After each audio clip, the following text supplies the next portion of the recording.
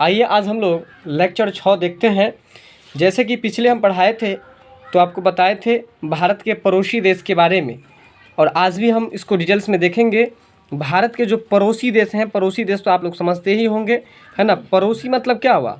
जो आपके अगल बगल के हैं उसको पड़ोसी कहते हैं। ठीक उसी तरह से भारत देश के अगल बगल में जो देश हैं उसको कहा जाएगा आपको पड़ोसी देश। क्या कहा जाएगा, जल्दी बताइएगा। पड़ोसी देश कहा जाएगा। और पड़ोसी को अंग्रेजी में नेबर्स बोला जाता है। क्या बोला जाता है? नेबर्स। ठीक है, तो भारत के जो पड़ोसी देश हैं वो कितने पड़ोसी देश हैं? तो देखिए भारत में आपको पड़ोसी देश 9 है। क्या गो है? 9 गो है। कितना देश है? 9। कौन सा देश है?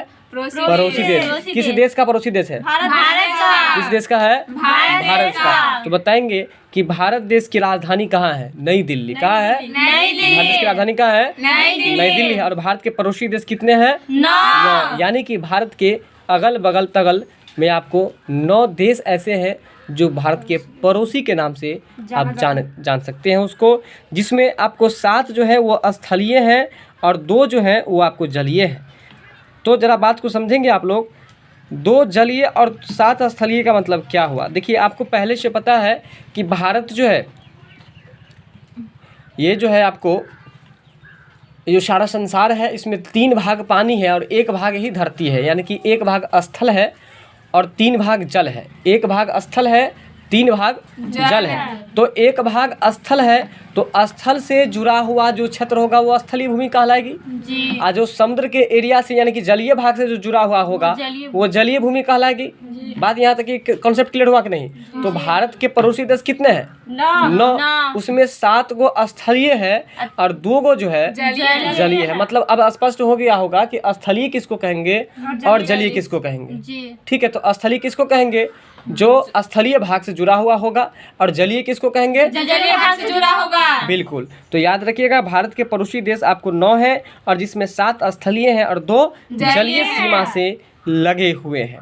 आपका अगला प्रश्न है, 3 देश हैं जो कि बांग्लादेश, म्यांमार और पाकिस्तान भारत की स्थल और जल सीमा से लगे हुए हैं। यहाँ पर एक प्रश्न बन रहा है ये कि 3 ऐसे देश का नाम बताइए।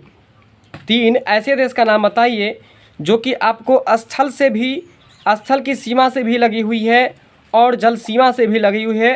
प्रश्न को ज़रा समझिएगा तो कॉन्सेप्ट समझ में आएगा आपको। देखिए अभी हम लोग भारत देश में रहते हैं और हमारा जो पड़ोसी देश है नेपाल, तो नेपाल जो है एक तरफ भारत की सीमा से जुड़ा हुआ है। ज़रा ध्यान दीजिएगा, भारत के उत्तर में नेपाल है। तो भारत के उत्तर में जो नेपाल है तो एक तरफ उनका जो बॉर्डर है, नेपाल का बॉर्डर, वो किससे जुड़ा हुआ है? भारत से है। ज़रा ध्यान दीजिए, एक तरफ नेपाल का बॉर्डर जो है वो भारत से जुड़ा हुआ है तो दूसरे तरफ नेपाल का बॉर्डर किसी और से जुड़ा हुआ होगा ना। कॉन्सेप्ट क्लियर हुआ कि नहीं? तीसरे तरफ किसी और देश से जुड़ा हुआ होगा, चौथे तरफ किसी और देश से जुड़ा हुआ होगा। ठीक है, तो यहाँ पे कहता है कि आपको 3 ऐसे देश हैं जो कि आपको जलीय सीमा से भी जुड़ा हुआ है और स्थलीय सीमा से भी जुड़ा हुआ। कॉन्सेप्ट क्लियर हुआ कि नहीं बताइए? जलीय सीमा से भी जुड़ा हुआ है और स्थलीय सीमा यानी कि स्थल क्षेत्र में ही पड़ता है और जल क्षेत्र में ही पड़ता है। तो 3 ऐसा कौन कौन सा देश है? तो देखिए पहला है आपको बांग्लादेश। पहला क्या है? बांग्लादेश है। दूसरा है म्यांमार है और तीसरा है आपको पाकिस्तान। ठीक है, तो बांग्लादेश, म्यांमार और पाकिस्तान। फिर से बताइए क्या सब है? बांग्लादेश, म्यांमार और पाकिस्तान। 3 ऐसे देश हैं जो जलीय सीमा से भी जुड़ी हुई है और स्थलीय सीमा से भी जुड़ी हुई। तो बताएंगे आप लोग कि भारत के पड़ोसी देश कितने हैं? 9। उसमें कितने जलीय और कितने स्थलीय हैं?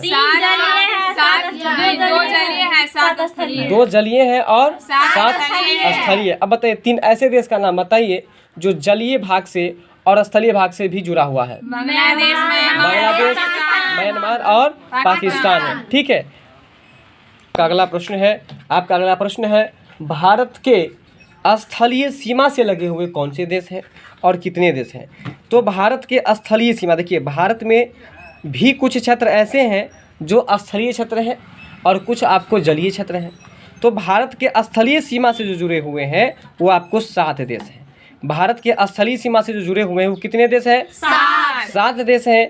जब सबसे पहले आपको पाकिस्तान है, दूसरा पाकिस्तान से ही ठीक जुड़ा हुआ अफगानिस्तान है। बताइए क्या सब है? पाकिस्तान, अफगानिस्तान, इसके बाद है आपको चीन, नेपाल, भूटान। ज़रा इसको ऐसे बोलिएगा, पहले हम लोग बोले पाकिस्तान, पाकिस्तान से जुड़ा हुआ आपको हो गया अफगानिस्तान। फिर इसके बाद है आपको चीन, नेपाल, भूटान। बोलिएगा चीन, नेपाल और भूटान। तो पाकिस्तान, अफगानिस्तान, चीन, नेपाल, भूटान। बोलिएगा जरा, पाकिस्तान, अफगानिस्तान, चीन, नेपाल, भूटान। फिर से बोलिए, और दो और देश हैं, एक है म्यांमार और दूसरा है आपको बांग्लादेश। ये इतने देश जो है वह स्थलीय सीमा से लगे हुए हैं। तो एक बार पुनः बताइए कि स्थलीय सीमा से लगे हुए देश की संख्या कितनी है? 7 है। कौन कौन से देश हैं? पाकिस्तान, अफगानिस्तान, चीन, नेपाल, भूटान, म्यांमार और बांग्लादेश। इतने देश जो हैं वह भारत के स्थलीय सीमा से जुड़े हुए हैं, लगे हुए हैं। ठीक है, अगला प्रश्न है, भारत की स्थलीय सीमा, भारत की स्थलीय सीमा उत्तर में चीन, उत्तर में चीन है। भारत की स्थलीय सीमा की बात करें हम तो उत्तर में चीन है। बोलेगा उत्तर में चीन है। नेपाल है आपको उत्तर पश्चिम में। एक बार पुनः फिर से देखिए, उत्तर में चीन, चीन और नेपाल। उत्तर में भी, उत्तर भारत के उत्तर में ही ना नेपाल है। और याद रखिए चीन जो है वो भी भारत के उत्तर में ही है। ठीक है, तो बताइए भारत के उत्तर में कौन कौन सा देश है? चीन और नेपाल। देखिए पहले तो आप लोग नेपाल याद कर लीजिए, क्योंकि नेपाल आपको सही दिन से पता है ना। बिल्कुल, जो नेपाल बगल में है हम लोगों का, नहीं तो भारत के उत्तर में नेपाल है और आपको चीन भी है। और चलिए उत्तर पश्चिम में, कहाँ पर? उत्तर पश्चिम में आपको अफगानिस्तान है। उत्तर पश्चिम में क्या है? अफगानिस्तान है। और बिल्कुल पौ से पश्चिम है और पौ से पाकिस्तान, यानी कि भारत के पश्चिम में आपको पाकिस्तान है। भारत के पश्चिम में क्या है? पाकिस्तान। भारत के पश्चिम में पाकिस्तान है। भारत के पश्चिम में क्या है? पाकिस्तान। ये तो आप लोग भूल भी नहीं कीजिएगा। क्यों नहीं भूलिएगा? क्योंकि पौ से पश्चिम है और पौ से पाकिस्तान है। तो भारत के पश्चिम में क्या है? पाकिस्तान। बताइए भारत के उत्तर में क्या सब है? चीन, नेपाल। हाँ बिल्कुल, चीन और नेपाल। और भारत के उत्तर और पश्चिम में क्या है? नहीं, भारत के उत्तर और पश्चिम में जो है अफगानिस्तान, उत्तर पश्चिम में आपको अफगानिस्तान है। ठीक है, क्या है? अफगानिस्तान। हाँ बिल्कुल अफगानिस्तान है। पूर्व में जो है सो बांग्लादेश है। पूर्व में क्या है? बांग्लादेश। भारत के पूर्व में बांग्लादेश है। और भारत के पूर्व में एक और है, और वो कौन सा देश है बताइए? म्यांमार है। कौन सा देश है? म्यांमार है। इसके बाद फिर आगे हम लोग देखते हैं, उत्तर पूर्व की यदि बात करें, उत्तर पूर्व में आपको भूटान पड़ता है। क्या पड़ता है? भूटान। उत्तर पूर्व में क्या पड़ता है? भूटान। भूटान पड़ता है। यानी कि भारत की जो स्थलीय सीमा है वह उत्तर में चीन और नेपाल है। और उत्तर के बाद आप याद रखिए, उत्तर पश्चिम में अफगानिस्तान है। उत्तर पश्चिम में क्या है? अफगानिस्तान है। अच्छा, पश्चिम में क्या है बताइए आप लोग? अभी पश्चिम बंगाल की चर्चा भी नहीं हुई है। हमने बताया है कि पौ से पश्चिम है, पौ से पाकिस्तान है। बात समझ में आ रहा है? तो भारत के पश्चिम में आपको पाकिस्तान है और पूरब में आपको बांग्लादेश तथा म्यांमार है। बताइए भारत के पूरब में क्या सब है? बांग्लादेश तथा म्यांमार। भारत के पूर्व में क्या है? बांग्लादेश तथा म्यांमार। और भारत के उत्तर पूर्व में क्या है बताइए? भारत के उत्तर पूर्व में आपको भूटान है। बात समझ में आ रहा है? भारत के उत्तर पूर्व में क्या है? पाकिस्तान। तो भाई पौ से पूर्व, पौ से पश्चिम और पश्चिम पाकिस्तान हुआ ना। भारत के उत्तर पूर्व में जो है वो आपको भूटान है। उत्तर पूर्व में क्या है? भूटान है। आपका अगला प्रश्न है, भारत का सबसे छोटा पड़ोसी देश। भारत का सबसे छोटा पड़ोसी देश जो है नेपाल है। और भारत की नक्शा में आप लोग देखते होंगे कि आपको उत्तर में, भारत के उत्तर में जो है सो आपको नेपाल है। और भारत के नक्शा में, मानचित्र में आप देखेंगे कि नेपाल का जो एरिया है बहुत छोटा दिखता होगा आपको। इसलिए भारत का सबसे छोटा पड़ोसी देश कौन सा है? नेपाल। भूटान है। भारत का सबसे छोटा पड़ोसी देश कौन सा है? तो नेपाल है, भूटान है। ठीक है, तो आप नेपाल भी बोल सकते हैं, क्योंकि नेपाल की राजधानी कहाँ है? काठमांडू है। और ठीक उसके बगल में है। तो भारत का सबसे छोटा पड़ोसी देश कौन सा है? भूटान है। तो यहाँ पर याद रखिएगा, थोड़ा हम मिस्टेक कर दिए। भारत का सबसे छोटा पड़ोसी देश जो है वो आपको भूटान है। देखिए भारत का पड़ोसी देश नेपाल तो है, नेपाल के अलावा और भी पड़ोसी देश हैं, लेकिन पड़ोसी देश में कहता है आपको सबसे छोटा पड़ोसी देश कौन सा है। देखिए एक बात बताते हैं, आप सामान्य तौर पर देखिएगा कि कुछ लोगों के बीच में अगर किसी व्यक्ति का हाइट कम हो तो हम लोग उसको भुटवा बोल देते हैं, भुटिया बोल देते हैं। ऐसा क्यों बोलते हैं? भूट या भूटिया क्यों बोलते हैं? क्योंकि वो हाइट में छोटा होता है। इसलिए याद रखिए कि भारत का जो सबसे छोटा पड़ोसी देश है वो आपको क्या है? भूटान। भूटान है। क्या है? भूटान। अगला है भारत की सबसे लंबी अंतर्राष्ट्रीय सीमा बांग्लादेश के साथ। भारत की सबसे लंबी अंतर्राष्ट्रीय सीमा बांग्लादेश के साथ, जबकि सबसे छोटी सीमा अफगानिस्तान के साथ लगी है। ध्यान दीजिए, भारत की सबसे लंबी अंतर्राष्ट्रीय सीमा बांग्लादेश के साथ, क्या बताएं हम? भारत की सबसे लंबी अंतर्राष्ट्रीय सीमा बांग्लादेश के साथ और सबसे छोटी सीमा अफगानिस्तान के साथ लगी हुई है। ठीक है, भारत की सबसे लंबी अंतर्राष्ट्रीय सीमा की बात हो रही है। भारत की सबसे लंबी अंतर्राष्ट्रीय सीमा जो है वह आपको बांग्लादेश के साथ है और सबसे छोटी जो है वह अफगानिस्तान के साथ है। सबसे लंबी बताइए? सबसे लंबी बांग्लादेश के साथ और सबसे छोटी अफगानिस्तान के साथ। अगला है आपको पंजशीर लिखा हुआ है, बात समझ में आ रहा है? पंजशीर घाटी जो है यह आपको अफगानिस्तान में है। पंजशीर घाटी कहाँ पर है? अफगानिस्तान में। याद रखिएगा, पंजशीर घाटी आपको अफगानिस्तान में है। ठीक है, कहाँ पर है? अफगानिस्तान में। ठीक है, बिल्कुल। अब इसके बाद जो है आगे तो बताएंगे आप लोग पंजशीर घाटी कहाँ पर है? पंजशीर अफगानिस्तान में। कहाँ पर है? अफगानिस्तान में है। ठीक है, मोस्ट रिवाइज प्रश्न है आपको पंजशीर घाटी वाला। और अगला है कि भारत के जलीय सीमा से लगे दो देश कौन से हैं? ठीक है, तो भारत के जलीय सीमा से जो लगे हुए दो देश हैं वो आपको, एक है मालदीव और दूसरा है आपको श्रीलंका। भारत के जलीय सीमा से लगे हुए दो देश कौन कौन से हैं? मालदीव और श्रीलंका। देखिए, ये भी याद रखना बिल्कुल आसान है। हनुमान जी जो सीता को खोज करने के लिए गए थे तो पूरे समुद्र को नांग के गए थे ना, तो समुद्र में क्या होता है? पानी ना होता है। तो इसका मतलब पानी से जुड़ा हुआ यानी कि जलीय सीमा से जुड़ा हुआ देश कौन सा? श्रीलंका तो होगा। और हनुमान जी जो गए थे समुद्र पार करके श्रीलंका, तो उनको तो माल खर्चा हुआ होगा ना, नाव तो पर जो चढ़े होंगे तो ज़्यादा खर्चा हुआ होगा, माल खर्चा हुआ होगा। इसलिए याद रख लीजिए कि भारत के जलीय सीमा से लगे दो देश कौन से हैं? एक मालदीव और दूसरा है आपको श्रीलंका। बताइए कौन कौन सा देश है? मालदीव और श्रीलंका। भारत के निकटतम का मतलब सबसे नज़दीक पड़ोसी देश जो है, और उसमें भी लगा दिया है समुद्री पड़ोसी देश। तो समुद्र पार करके कहाँ गए थे हनुमान जी? श्रीलंका गए थे। तो समुद्री देश जो हो जाएगा आपको श्रीलंका हो जाएगा। और श्रीलंका का पुराना नाम क्या है? तो याद रखिएगा, सीलोन है। क्या है? सीलोन। देखिए, श्रीलंका के जो आदमी थे वो अपने आप को बहुत काबिल समझते थे, रावण, और वो बेचारा अपने काबिल पंथी के कारण से लोन लेकर के बेचारा घर बनाया था, लेकिन वो भी लंका क्या हो गया? जल गया। तो लोन से याद कर लीजिए सीलोन। लोन से याद कर लीजिए सीलोन। यानी कि ये श्रीलंका की पुराना नाम क्या था? श्रीलंका का पुराना नाम सीलोन। और भारत के सबसे नज़दीक का या निकटतम पड़ोसी, मतलब निकटतम समुद्री पड़ोसी देश कौन सा होगा? श्रीलंका हो जाएगा। क्या हो जाएगा? श्रीलंका। नहीं बात समझे मेरा? भारत का निकटतम पड़ोसी देश तो समझ ही गए। तो निकटतम में दूसरे भी देश हैं, लेकिन समुद्री में क्षेत्र में बात कर रहा है कि समुद्री में निकटतम पड़ोसी देश कौन सा होगा? तो समुद्र को पार करके श्रीलंका ही ना हनुमान जी गए थे सीता का पता लगाने के लिए। इसलिए इसका आंसर क्या होना चाहिए? श्रीलंका। और श्रीलंका का पुराना नाम सीलोन। आपका अगला प्रश्न है, पाक जल संधि कौन सा जल संधि है? पाक जल संधि जो है वो हम मन्नार की खाड़ी, और मन्नार की खाड़ी, यहाँ पर एक और प्रश्न बनता है कि मन्नार की खाड़ी किस राज्य में है? तमिलनाडु में। पाक जल संधि और मन्नार की खाड़ी तमिलनाडु है ना, भारत को श्रीलंका से अलग कर दिए। ध्यान रखिए, भारत को श्रीलंका से अलग करता है कौन? पाक जल संधि। पाक जल संधि किसको अलग करता है? भारत को। देखिए, इसको भी याद रखना बहुत आसान है। श्रीलंका को बेचारा देखिएगा नक्शा में आपको छोटा सा नीचे की ओर जो है सो ऐसे करके नारियल के जैसे होता है। किसके जैसे? तो याद रखिएगा, कोई पूछेगा कि श्रीलंका का देश का आकार किस फल के जैसे है? तो नारियल के जैसे। तो बेचारा छोटा सा तो है, उसमें भी पाकिस्तान आके घुस जाता है। मतलब एक खाड़ी घुसता है जिस खाड़ी का नाम है मन्नार की खाड़ी। और ये मन्नार की खाड़ी जैसे आके घुसता है तो आप किस किस को अलग कर देता है?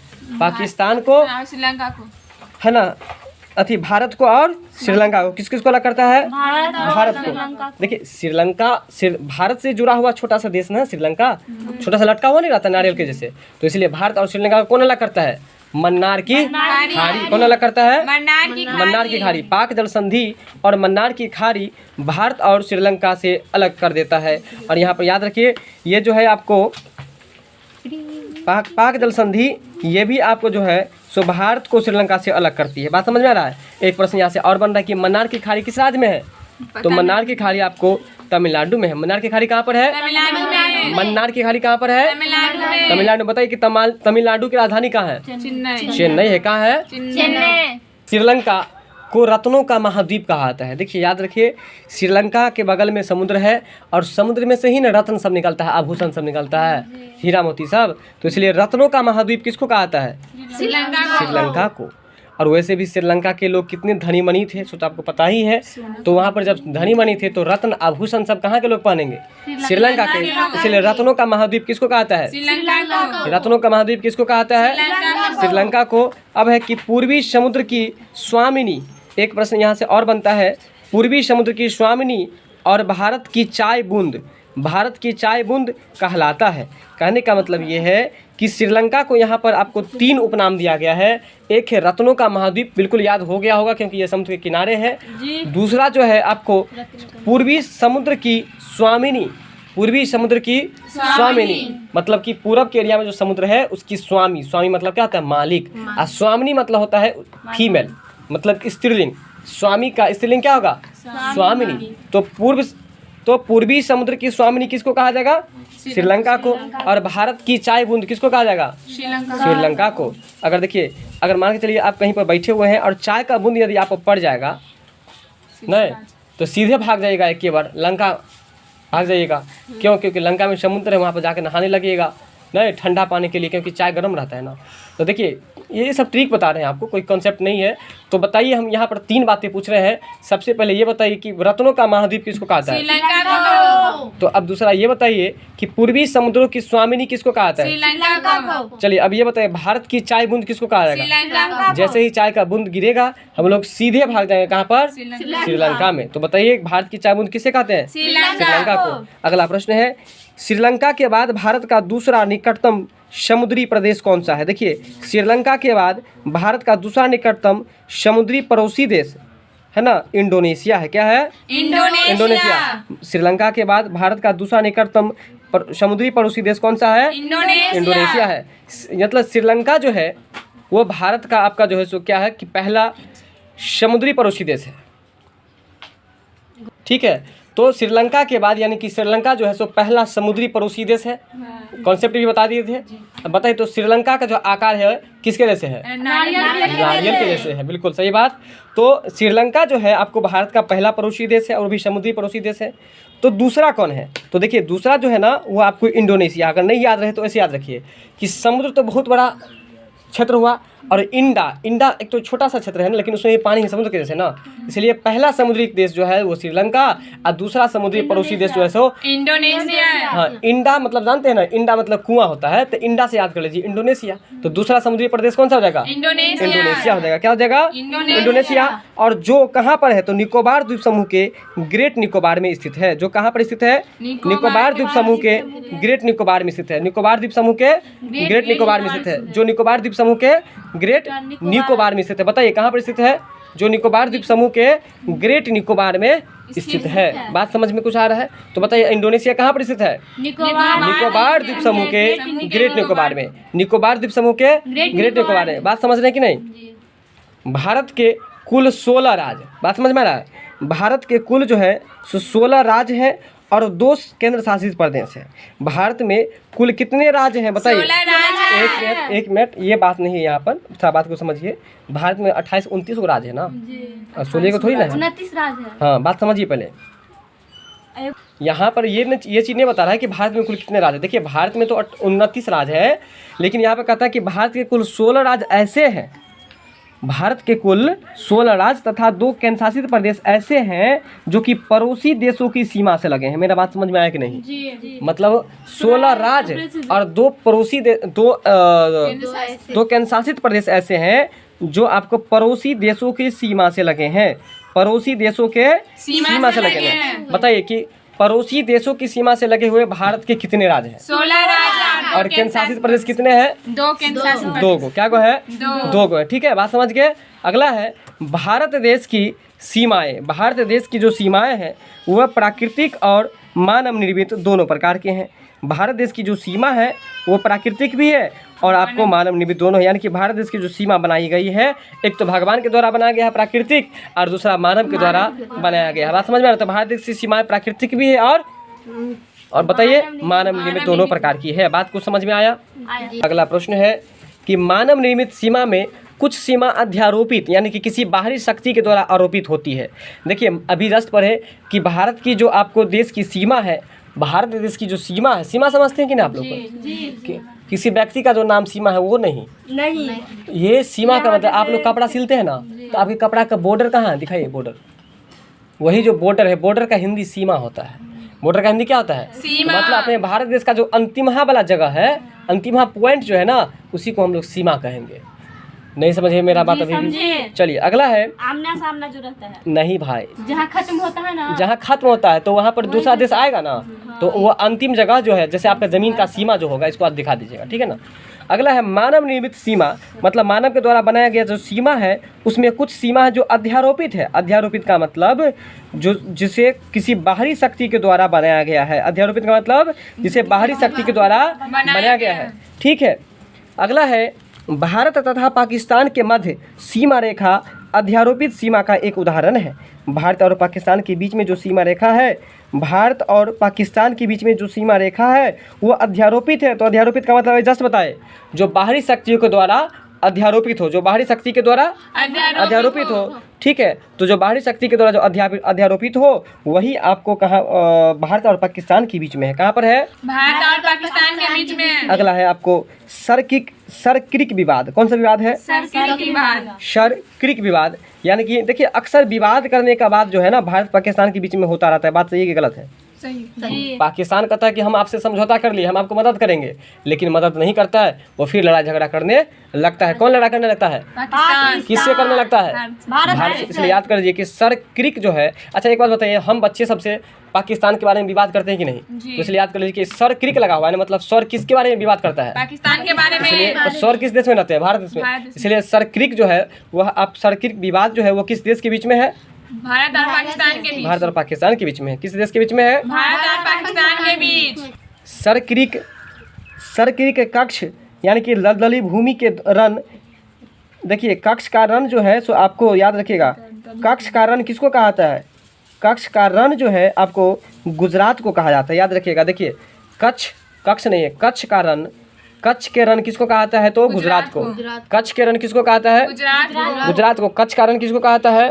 गुजरात को। दूसरा बात याद रखिए, ये जो कच्छ है ना, वहाँ पर दलदली भूमि है। क्या है? दलदली भूमि है। साथ में याद रखिए एक बात और याद रखिए, देखिए बिल्कुल आसान है कि कच्छ जो है, कच्छ वो दलदली भूमि है। तो देखिए कच्छ को याद कर लीजिए, कच्छा पहन के कहाँ पर जाते हैं आप लोग? दलदली भूमि। वर्षा के समय में जहाँ पर जो ये रहता है पानी उनी लगा रहता है वहाँ पर सब कपड़ा खोल लेते हैं और कच्छा पहन के पार करते हैं कि नहीं करते हैं? इसलिए कच्छ से याद कर लीजिए कि कच्छ जो होगा वहाँ पर कैसा भूमि होगा? दलदली। तो बताइए कच्छ का रण किसको कहा जाता है? गुजरात को। कच्छ का रण किसको कहा जाता है? गुजरात को। तो कच्छ का रण गुजरात को कहा जाता है।